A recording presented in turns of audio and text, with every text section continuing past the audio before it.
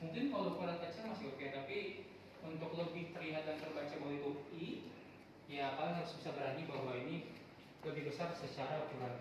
Jangan malu-malu kalau nulis hiragananya. Jadi kalau kalian malu-malu itu akan terkesan kalian itu ragu. So, kaku kiku, hai, keka iu. Tadi kan dari mentionnya di awal bahwa hiragana itu adalah huruf yang lentur, huruf yang punya kelenturan dalamnya. Kalau kalian terlalu tegas dan kaku, itu akan cenderung kepada huruf katakana. Yang mana kalau lihat dari huruf-huruf di sini, ini kayaknya sebenarnya udah terwujudkan, ya. Tapi mungkin ada beberapa bagian yang rasanya terlalu panjang. Kaknya, kak katakana nanti kita akan ketemu katakana cuma setelah beres hiragana, tapi ini